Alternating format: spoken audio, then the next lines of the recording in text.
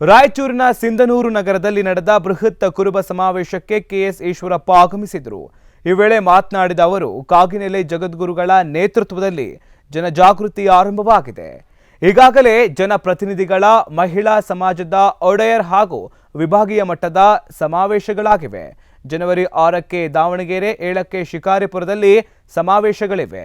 ಜನವರಿ 14ರಿಂದ ಕಾಗಿನೆಲೆಯಿಂದ ಶ್ರೀಗಳ ನೇತೃತ್ವದಲ್ಲಿ ಪಾದಯಾತ್ರೆ ನಡೆಯಲಿದೆ. ಸ್ವತಂತ್ರ ಪೂರ್ವದಲ್ಲಿ ಕುರುಬರು ಎಸ್ಟಿ ಪಟ್ಟಿಯಲ್ಲಿದ್ದರು. ಸ್ವತಂತ್ರ ನಂತರದಲ್ಲಿ ಕೆಲವು ಬದಲಾವಣೆಗಳಾಗಿವೆ. ರಾಜಕೀಯ ಒತ್ತಡವಿಲ್ಲದೆ ಇರೋದ್ರಿಂದ ಕುರುಬರಿಗೆ ಮೀಸಲಾತಿ ಸಿಕ್ಕಿಲ್ಲ. ಹೀಗಾಗಿ ಜನಜಾಗೃತಿ ಮಾಡ್ತಾ ಇದ್ದೇವೆ ಅಂತ ಸಚಿವ ಕೆಎಸ್ ಈಶ್ವರಪ್ಪ ಹೇಳಿದರು.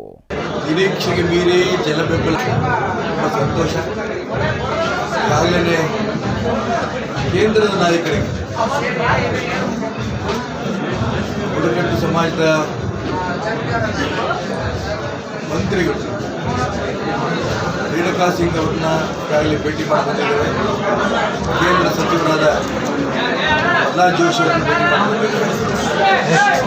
ಭಾರತೀಯ ಜನತಾ ಪಾರ್ಟಿಯ ಸಂಘಟನಾ ಪ್ರಧಾನ ಕಾರ್ಯದರ್ಶಿ ಸಂತೋಷ್ ಭೇಟಿ ಮಾಡಿಕೊಂಡಿದ್ದೇವೆ.